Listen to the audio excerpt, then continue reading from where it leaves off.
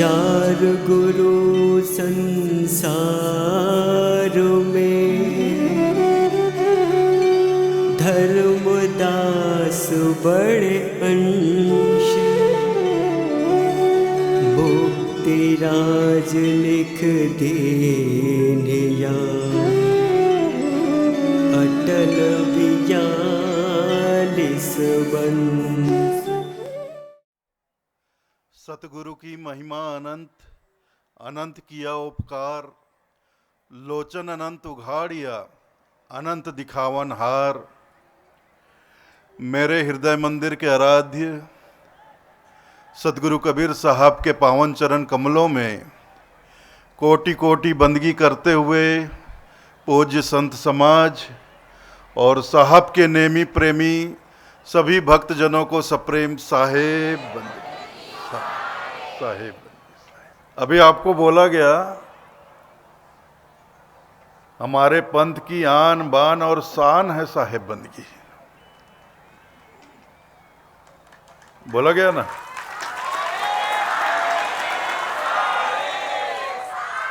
ये साहेब बंदगी जो है ना, ये हमारे कबीर पंथ का अभिवादन है। ये कोई आन बान शान की बात नहीं है और बड़ा ही सुंदर अभिवादन है।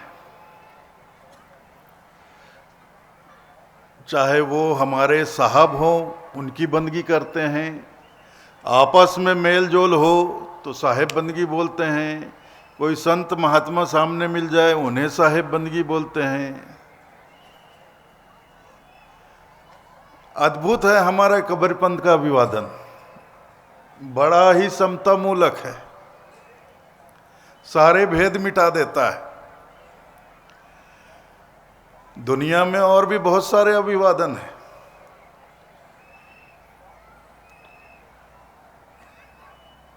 नमस्कार नमस्कार लोग करते हैं। हमारे सनातन धर्म में राम राम, राम राम जी, पुराने जमाने से राम राम जी, जय श्री कृष्ण, राम राम। और पंडित पुरोहित अगर पहले दिख जाते थे, पालागी महाराज, ऐसा होता था ना अभिवादन। तो देखिए सारे अभिवादन बहुत सुंदर हैं। हमारे भारत के, हमारी भारतीय धर्म संस्कृति में जितने अभिवादन हैं, सभी अभिवादन अर्थपूर्ण हैं, महत्वपूर्ण हैं। लेकिन कुछ अभिवादन जो आधुनिक परिवेश में हमारे बच्चों में चल रहा है, हाय हेलो, ये बहुत उटपटांग लगता है भाई। बच्चे आजकल स्कूल कॉलेज के बच्चे एक दूसरे के हाय हेलो, और जब से सोशल मीडिया आया अजीब अजीब तरह से लोग लिखने रहे हैं।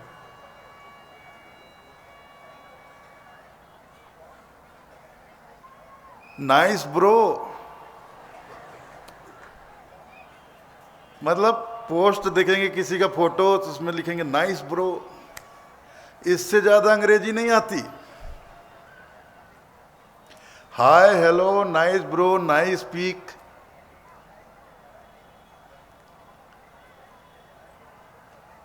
ब्यूटीफुल, ऐसे 10-12 ऐसे शब्द हैं। इतना सीख लो, बढ़िया से सोशल मीडिया चला सकते हो, फेसबुक पे कमेंट कर सकते हो, किसी के पोस्ट पर भी कमेंट कर सकते हो। और जब सामने वाला जवाब में इंग्लिश में कुछ लिख दे तो चुपचाप अपनी भाषा में आ जाया करो। चुपचाप अपनी भाषा में आ जाया करो और ज़्यादा अंग्रेजी में घटपट करने की ज़रूरत नहीं है। तो यही होता है, हाय हेलो का ज़माना है, अजीब लगता है। मतलब हमारे देश में तो हाय मतलब किसी को बद्दुआ देना है। हाय का मतलब हमारे भारत देश में किसी को बद्दुआ देना है। जा तोलम और हाय लगे रे मर।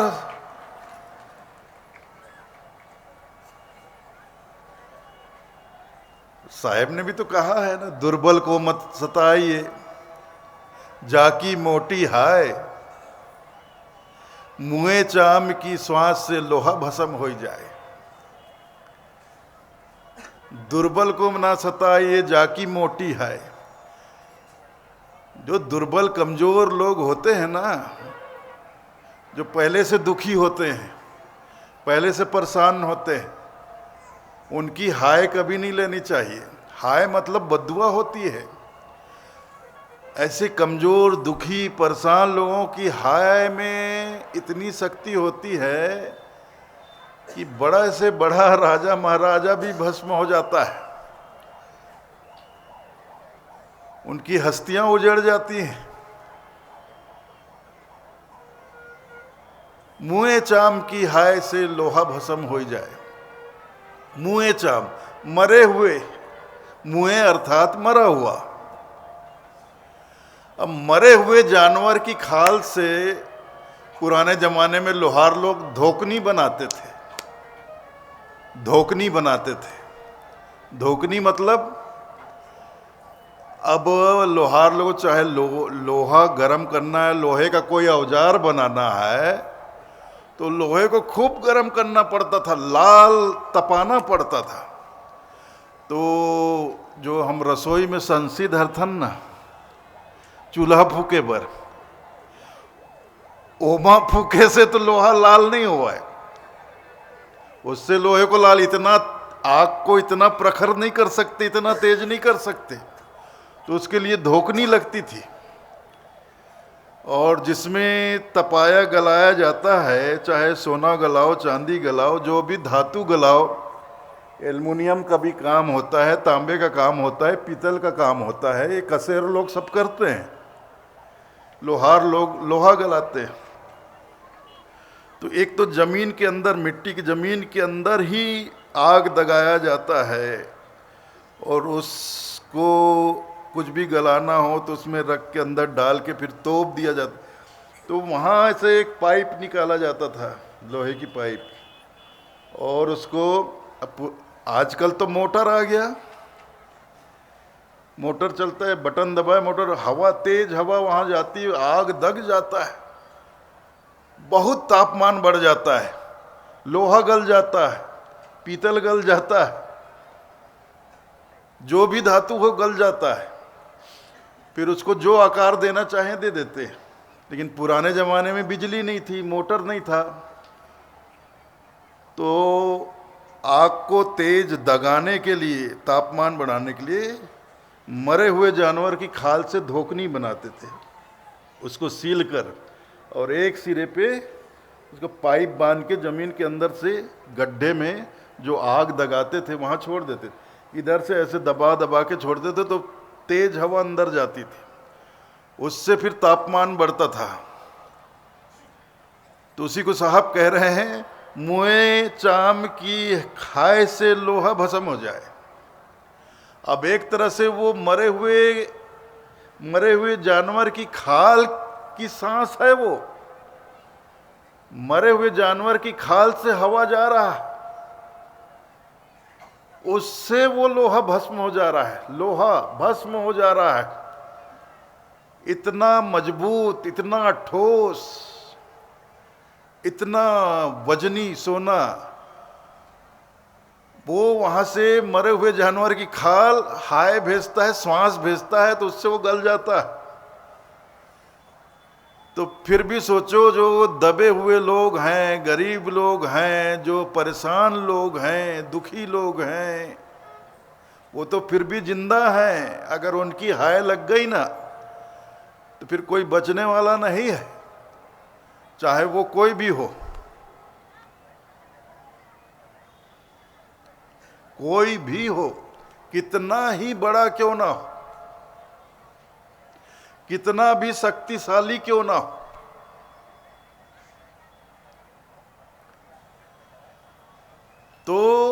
आजकल देखो तो बड़ा आश्चर्य होता है, हमारे बच्चे आजकल हाय हाय करते रहते हैं। सोशल मीडिया पर देखो तो हाय हाय हेलो, मतलब सीधा सीधा हाय। क्यों बद्दुआ दे रहे हो भाई एक दूसरे को, और एक दूसरे को फ्रेंड कहते हो। हम लोग दोस्त हैं बोलते हो, दोस्त होकर आपस में एक दूसरे को हाय दे रहे हो, बद्दुआ दे रहे हो।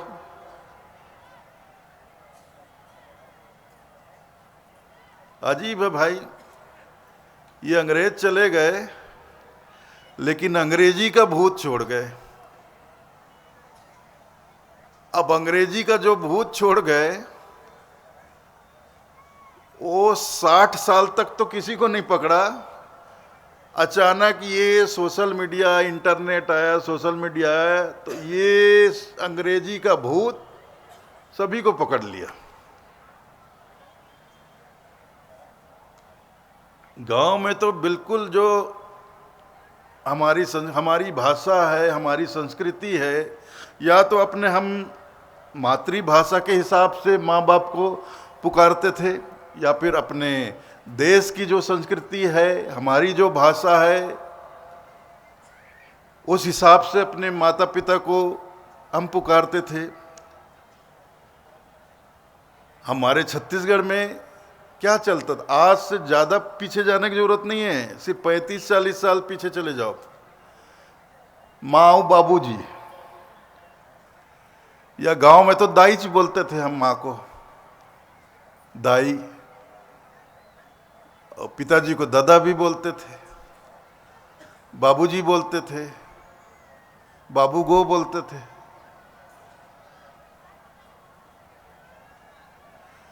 फिर धीरे धीरे फिर टेलीविज़न का ज़माना आया, तो टेलीविज़न से धीरे धीरे ये बदला। फिर अब गांव-गांव में बाबूजी जो थे, पिताजी भी बोलते थे। पिताजी तो शहर में भी बोलते थे, जैसे रायपुर जैसा शहर भी हो तो वहाँ भी माँ पिताजी, पिता को पिताजी ही बोलते थे, माँ को माँ बोलते थे।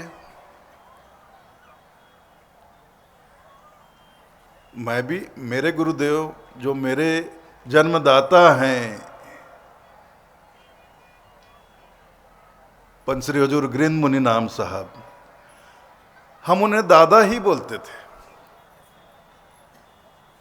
जितने बच्चे थे सब दादा ही बोलते थे उनको। और हमारी जो माता जी है, हम बचपन से अम्मा बोलते थे, अम्मा। तो अम्मा का भी चलन था, कोई कहीं बाबूजी, माँ को अम्मा बोलते थे।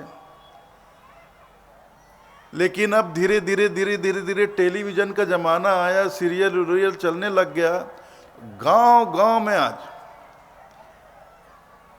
दाई तो खत्म ही हो गया,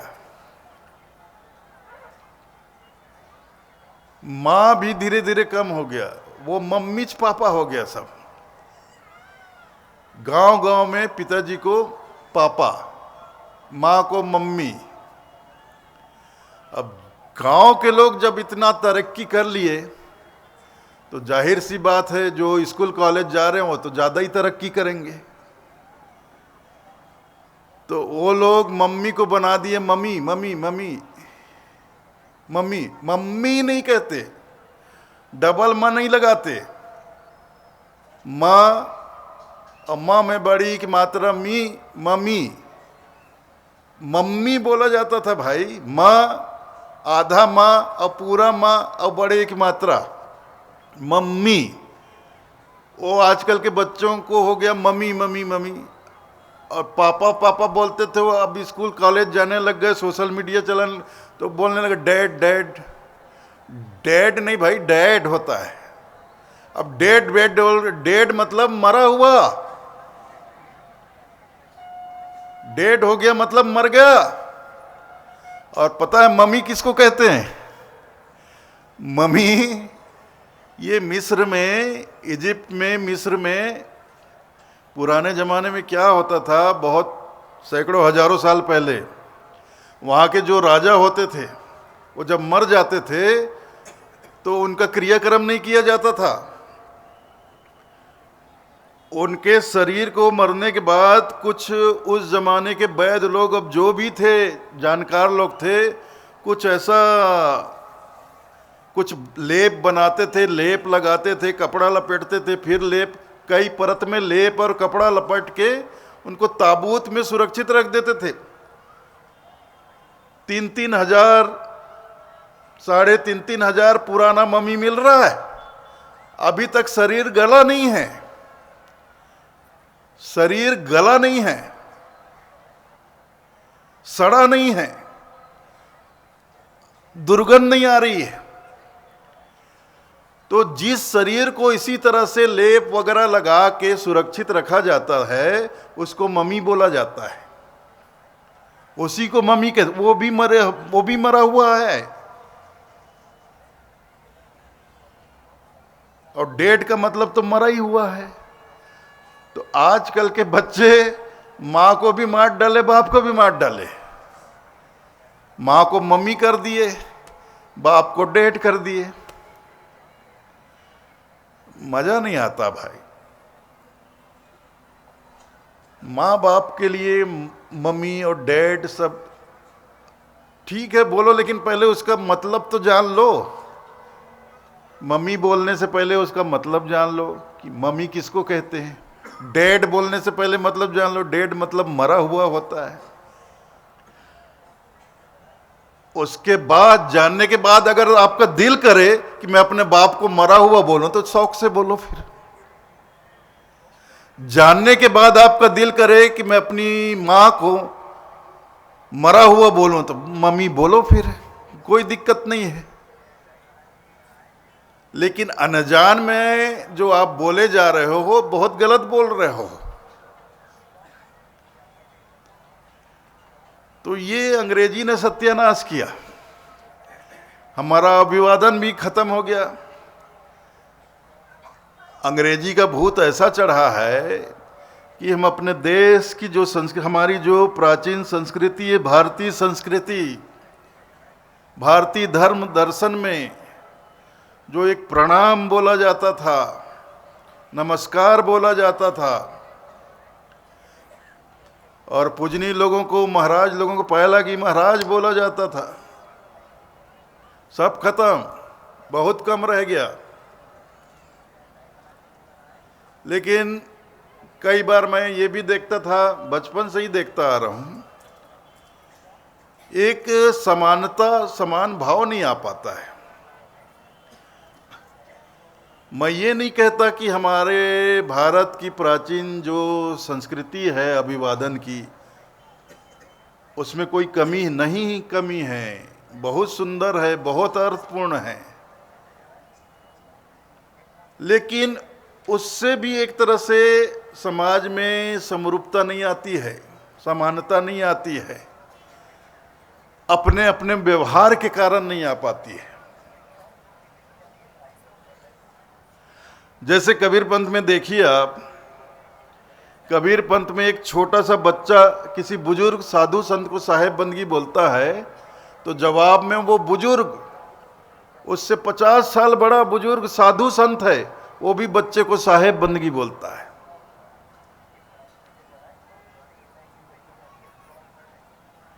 कोई गरीब से गरीब आदमी किसी अमीर आदमी को साहेब बंदगी बोलता है, तो वो अमीर आदमी, करोड़पति, अरबपति आदमी भी उस गरीब आदमी को साहेब बंदगी ही बोलता है,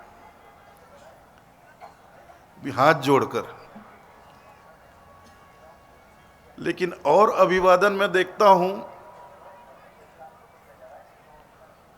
जैसे राम राम जी चलता था, तो जैसे कोई गरीब आदमी चल रहा है, कोई अमीर आदमी, सेठ आदमी, बड़ा आदमी खड़ा है, राम राम साहब, राम राम जी, राम राम सेठ जी। तो वो सेठ जी है, साहब है, वो बड़ा आदमी है, अमीर आदमी, अगर कोई उसकी बराबरी का मिले, अगर बोल रहा हो राम राम जी, तो बराबर उसको राम राम जी बराबर जवाब देगा। लेकिन कोई गरीब आदमी राम राम बोल रहा है, राम राम सेठ जी, हो गया जवाब। वो राम, गरीब को राम राम बोलना जरूरी नहीं समझता वो आदमी। क्यों? क्योंकि वो गरीब है। कोई बच्चा अपने से बड़े को राम राम कहे तो जो उम्र में बड़ा है वो बच्चे को राम राम बोलना जरूरी नहीं समझता। क्यों?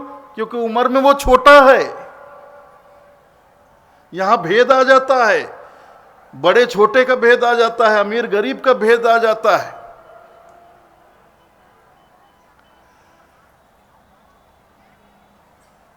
कोई सामान्य आदमी, कोई प्रबुद्ध आदमी को नमस्कार करे तो क्या सामने वाला भी नमस्कार करता है हाथ जोड़कर? नहीं करता है। वो अपने हैसियत के हिसाब से जवाब देता है।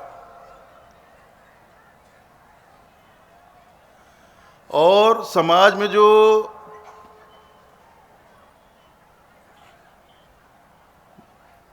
आदरणीय लोग हैं, अगर कोई गरीब आदमी उनको पाया लगी महाराज बोले जियत रहा, मतलब जीते रहो, बहुत अच्छी बात है, उसको आशीर्वाद दे रहे, इसमें कोई गलत नहीं है, बहुत अच्छी बात है। और जो पूजनीय लोग हैं, आदरणीय लोग हैं, तो उनको हम पाया लगी बोल रहे हैं, प्रणाम बोल रहे हैं, तो जवाब में प्रणाम सुनने के लिए नहीं बोल रहे हैं, हम आशीर्वाद लेने के लिए ही बोल रहे हैं प्रणाम और नमस्कार। तो ठीक है, उधर जियत रहा, जो भी आशीर्वाद मिल गया हम धन्य हैं। लेकिन राम राम जी, नमस्ते जी, इसमें थोड़ा भेदभाव आ जाता है, अमीर गरीब का, छोटे बड़े का, इस तरह का जात पात का भी आ जाता है। लेकिन कबीर पंथ का जो अभिवादन है, साहेब बंदगी साहेब, जो भी बोलता है उसको जवाब में साहेब बंदगी साहेब ही बोला जाता है। कबीरपंथी लोग आपस में मिलते हैं तो हाथ जोड़, कोई सामने से बोले साहेब बंदगी साहेब, तो सामने वाला भी साहेब बंदगी साहेब हाथ जोड़ के बोलता है। क्यों? क्योंकि हम किसी व्यक्ति को बंदगी नहीं करते हैं, ये समझना आप। कबीर पंथ में किसी व्यक्ति को बंदगी नहीं की जाती है। कबीर पंथ में अभिवादन जब किया जाता है तो हर घट में बैठे हुए परमात्मा को वंदन किया जाता है। परमात्मा जो हैं वो घट घट में विराजमान है। वो परमात्मा को ही हमारे कबीर पंथ में साहब कहा जाता है, सतपुरुष कहा जाता है। हमारे साहब ने, हमारे सदगुरु कबीर साहब ने कहा भी है, सब घट मेरा साइया सुनी सेज न कोय, बलिहारी ता घट की जा घट पर घट होए। सब घट मेरा साइया, तो हमारे साईं कौन है? हमारे परमात्मा, वो पर ब्रह्म परमात्मा ही तो हैं, और वो घट घट में विराजमान है। घट घट में मतलब घट घट में, सिर्फ इंसानी शरीर में नहीं, इस संसार में, इस प्रकृति में जितने तरह के भी प्राणी हैं, एक छोटी चींटी से लेकर हाथी, अब ये थलचर में, पशु पक्षियों में,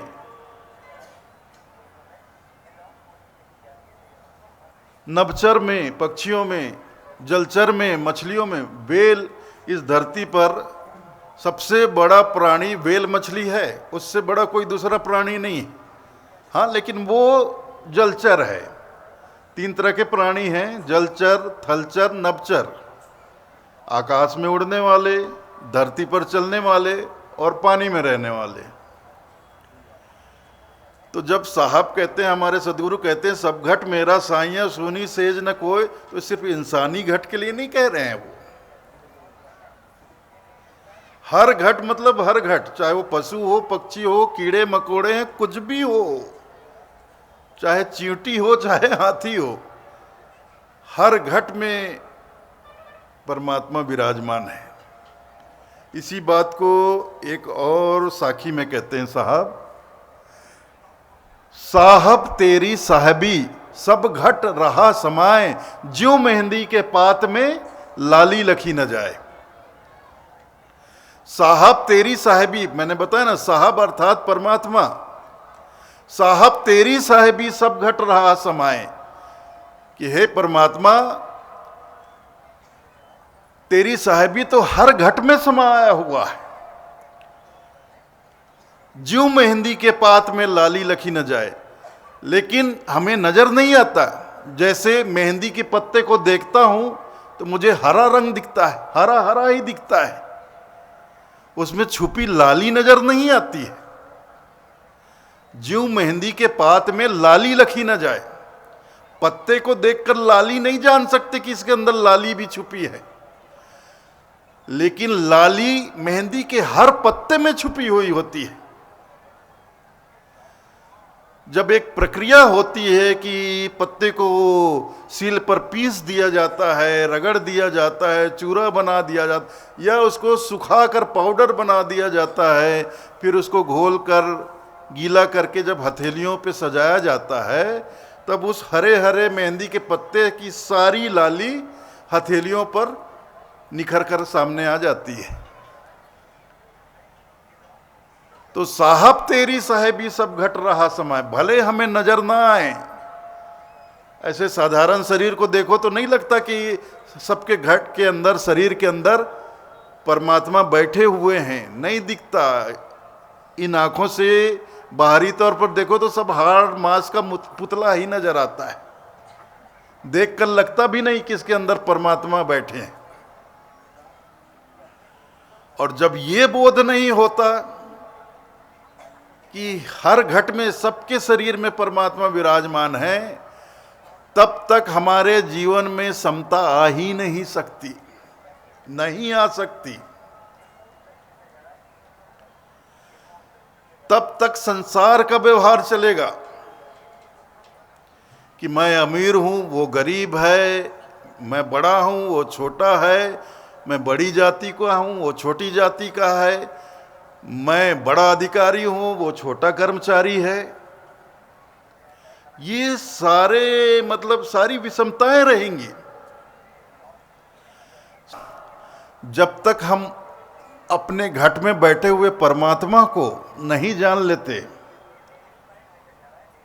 और हम अपने आप को ये शरीर ही समझते हैं, ये शरीर ही मैं हूं। तो ये बड़े होने का एक अहंकार जो लोगों में होता है, किसी भी तरह से, चाहे कोई धन से अमीर हो, बड़ा हो, कोई उम्र से बड़ा हो, या कोई जाति से अपने आप को बड़ा कहता है, कोई वर्ण से अपने आप को बड़ा कहता है, उच्च वर्ण का हूं, वो निम्न वर्ण का है। मैं धन से बहुत बड़ा हूं, वो गरीब है, छोटा आदमी है। मैं उम्र से बहुत बड़ा हूं, कोई पद से बड़ा हूं बोलता है, बाकी साधारण लोग हैं। ये जो भावना होती है हमारे अंदर, हिंदू कहे मोहे राम प्यारा, तुरुक कहे रहीमाना, आपस में दो लड़ लड़ मुआ, भेद मरम नहीं जाना।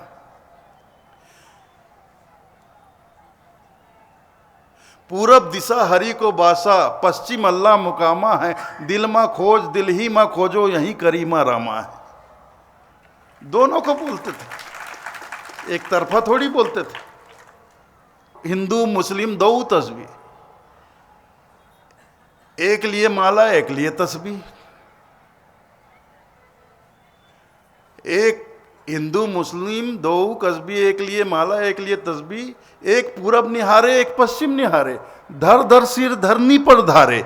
एक रहे एकादशी, एक रहे रोजा, दोनों ने दिल में कभी नहीं खोजा, दोनों ने दिल में कभी न खोजा। एक जाए काबा, एक जाए काशी, दोनों के गले में पड़ गई है फांसी। कहत कबीर सुर्रे नर भोंदू, ये बोला नहार तुरुक की हिंदू। शरीर से तो कोई हिंदू बन गया, मुसलमान बन गया, सिख बन गया, ईसाई बन गया, जैन बन गया, बौद्ध बन गया, लेकिन इस घट में जो बैठा हुआ है, साहब तेरी साहबी घट घट रहा समाए, जो घट घट में विराजमान है, पार ब्रह्म परमात्मा जो विराजमान है घट घट में, उनका क्या संप्रदाय है, वो कौन से मजहब के हैं, क्या उनका भी कोई मजहब होता है? अगर ठीक है आप मान लेते हो, चलो आप हिंदू हैं, हिंदू मान लेते हो कि भाई हमारा पूरब दिशा हरि को बासा, पूरब दिशा में हमारे हरि का वास है, हमारे भगवान का वास है, हमारे प्रभु राम का वास है, हमारे जितने इष्ट देव हैं, आराध्य हैं, उनका वास है। फिर उत्तर, दक्षिण और पश्चिम में किसका वास है? अगर हिंदुओं के जो इष्ट देवी देवता जो भगवान है पूरब दिशा में ही उनका वास है, तो बाकी के 3 दिशाओं में फिर किसका वास है? मतलब सीधी सी बात है, अगर ठाकुर जी की ठकुराई सिर्फ पूरब दिशा में ही है तो फिर बाकी दिशा में किसकी ठकुराई है? फिर कैसे कहोगे कि हमारा परमात्मा सर्वशक्तिमान सामर्थ्य है, यत्र तत्र सर्वत्र है? अब आपने तो उनको एक दिशा में बांध दिया, तो जाहिर है एक ही दिशा, पूरब में ही ठकुराई रह गई, बाकी की दिशा में फिर किसकी ठकुराई है? वो आप ही मार रहे हो, फिर किसी दूसरे की ठकुराई है।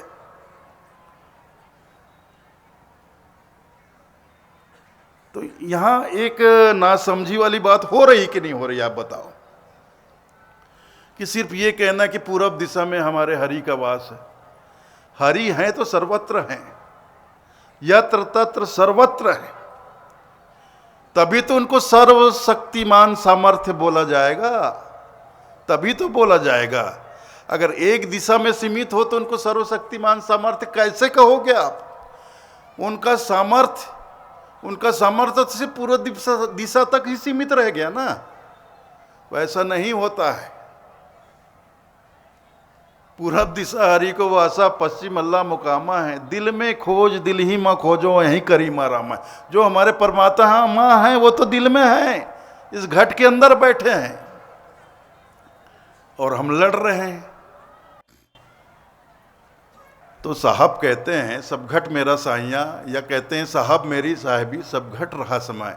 साहब तेरी साहिबी तो सब घट में रमाई हो, जो मेहंदी के पात में लाली लखी न जाए। मेहंदी के पत्ते को देखोगे तो हरा दिखेगा, उस पत्ते में छुपी हुई लाली नजर नहीं आती, लेकिन एक क्रिया के बाद जब हथेली पर उसको रचाया जाता है तो थोड़ी ही देर में उस मेहंदी के पत्ते में जो लाली छिपी होती है वो हथेली पर प्रकट हो जाती है। ऐसी जो परमात्मा घट घट में बैठे हैं, लेकिन एक कुछ क्रियाएं करनी पड़ती है, उनका सुमरन करना पड़ता है, उनका ध्यान करना पड़ता है, भाव भक्ति करनी पड़ती है। जब हम इन भाव भक्ति सुमरन भक्ति भजन इन सब चीजों से गुजरते हैं, उसके बाद वो परमात्मा साक्षात हमें दर्शन दे देते हैं। हमें और कहीं नहीं, अपने ही घट में दर्शन दे देते। बलिहारी ता घट की जा घट पर घट होए। और जो अपने घट में अपने परमात्मा को देख लेता है, दर्शन कर लेता है, उसी घट की बलिहारी है, उसी ने अपना जीवन सार्थक किया, बाकी लोगों ने नहीं किया। और ये मनुष्य जीवन में ही सार्थक मतलब संभव है, अन्य योनि में संभव ही नहीं है। तो बहुत जरूरी है कि हम अपने मानव होने के महत्व को समझें। ये मानव जन्म बार बार, मनुष्य शरीर बार बार नहीं मिलता है। मानुष ऐसा जीरा मिले न दूजी बार, पक्का फल जो गिर पड़ा तो बहुरी न लागे डार। मनुष्य जन्म बार बार नहीं मिलता। जैसे पका हुआ फल एक बार डाल से टूटकर नीचे गिर गए तो दोबारा कभी उस डाल पर नहीं लगता, गिर गया तो गिर गया। ऐसा ये मनुष्य जीवन अभी मिला हुआ है, अभी हमें मनुष्य जन्म मिला हुआ है, मनुष्य देह मिला हुआ है, अभी हम मनुष्य के रूप में हैं। यही अवसर है, यही अवसर है।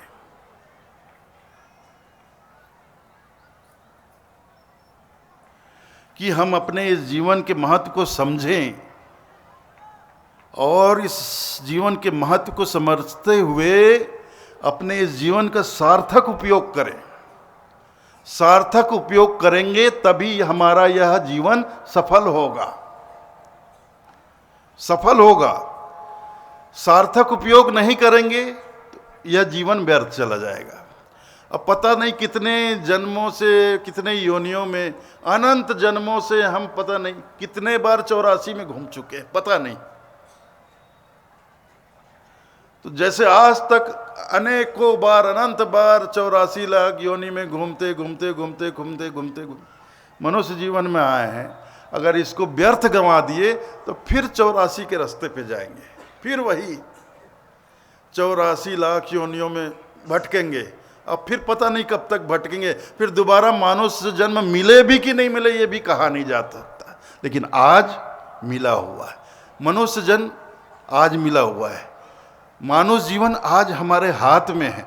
ये हमारे विवेक पर निर्भर करता है कि हम अपने इस मानुष जीवन का किस तरह से उपयोग करें, चाहे तो सार्थक उपयोग कर दे या इसको भी निरर्थक कर दे, ये हमारे हाथ में, हमारी सोच पर है, हमारे विवेक पर है। तो हम सबको विवेक से काम लेना है, इस मनुष्य जीवन में विवेक से कार्य लेना है, यही आदेश हमारे सदगुरु का है। सकलो दुर्मति दूर कर जीवन सफल बनाओ, काग गवन गति छोड़कर हंस गवन गति आओ। सकलो दुर्मति छोड़कर मतलब हमारे अंदर जितने मतलब दुर्गुण भरे पड़े, विकार भरे पड़े हैं, बुराइयां भरी पड़ी है, उनको हटाकर सकलो दुर्मति दूर कर जीवन सफल, अपने जीवन को सफल बनाओ, और काग गवन गति छोड़कर हंस गवन गति आओ। और कागा का जीवन छोड़ो, कागा के जीवन में कोई सुख नहीं है, सिर्फ कांव कांव है, सिर्फ कांव कांव है, आपस में लड़ना झगड़ना है, कोई आनंद नहीं है कौवा के जीवन में। कांव कांव कांव आपस में लड़ते झपटते रहते हैं, वैसा ही जीवन है हमारा भी इस दुनिया में। एक दूसरे से लड़ रहे हैं, झगड़ रहे हैं, एक दूसरे का बुरा सोच रहे हैं, दूसरे का नुकसान करने का सोच रहे हैं, अपना फायदा करने के, बिल्कुल कागा की तरह हमारा जीवन गुजर रहा है।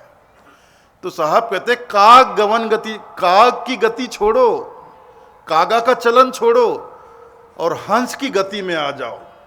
तो हंस जो होता है वह शांत होता है, शांत होता है। इसीलिए जो ज्ञानी पुरुष होते हैं, जिनका विवेक जागा हुआ होता है, ऐसे व्यक्तियों को परम हंस कहा जाता है। जो बहुत ज्ञानी लोग होते हैं ना, उनको परम हंस बोला जाता है, क्योंकि उनका जीवन शांत हो जाता है, पूरी तरह से आनंद में भर जाता है, उनके जीवन में कोई कलेश नहीं रहता, कोई द्वंद्व नहीं रहता, जीवन का सारा झगड़ा, सारा द्वंद्व खत्म हो जाता है, उनके भीतर सिर्फ और सिर्फ आनंद रहता है। इसलिए रहता है हमारे, देखिए आप लोगों ने सुना होगा, सकल हंस को साहेब बंदगी साहेब बन गया। आखिर में यही बोला जाता है, सदगुरु को साहेब बंदगी साहेब, गुरुदेव को साहेब बंदगी साहेब, अपने अपने गुरु माता पिता को साहेब बंदगी साहेब, आपस में हम साहेब बंदगी साहेब बन। और आखिर में क्या बोला, सकल हंस को साहेब बंदगी साहेब। हंसों को बंदगी किया जाता है, कौवा लोगों को बंदगी नहीं किया जाता है।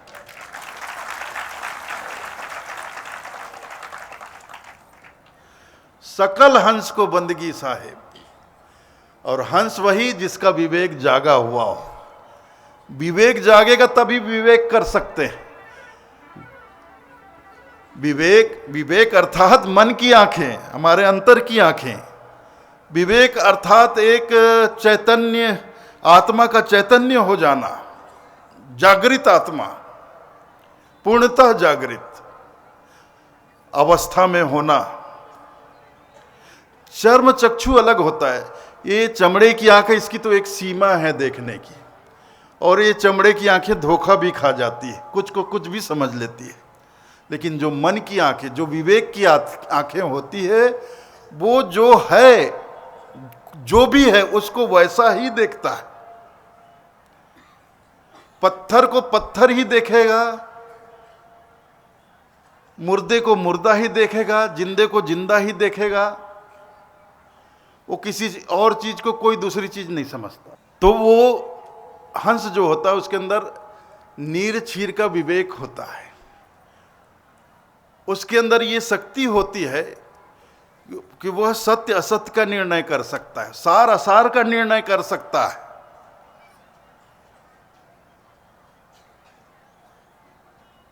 सार्थक निरर्थक का निर्णय कर सकता है, नीर छीर का विवेक कर।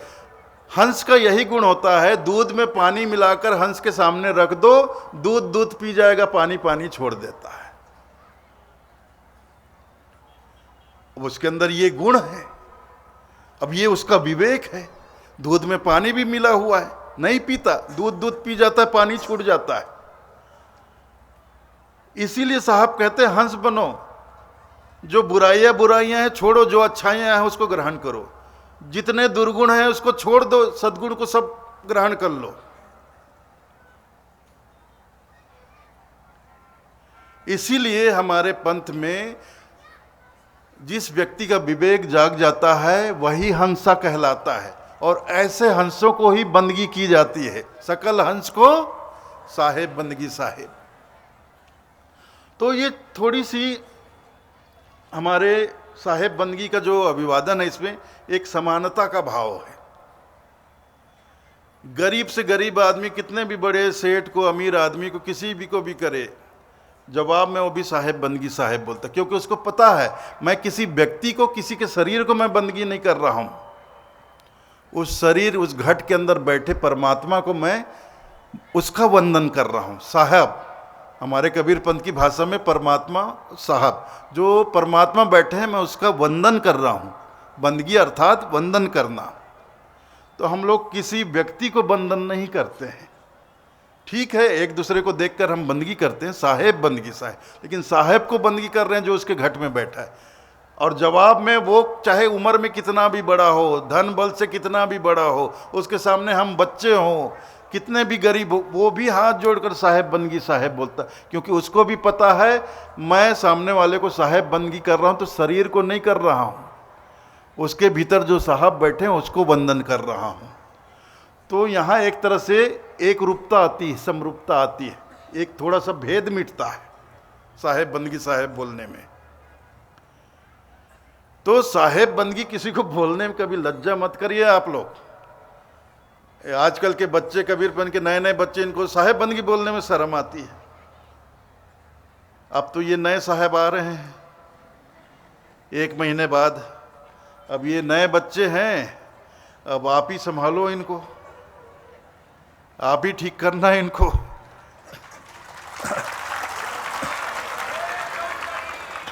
तो साहेब बंदगी भाई, साहेब बंदगी हमारे साहब का वंदन है, किसी व्यक्ति का बंधन नहीं है, लेकिन वो साहेब हर घट में विराजमान है।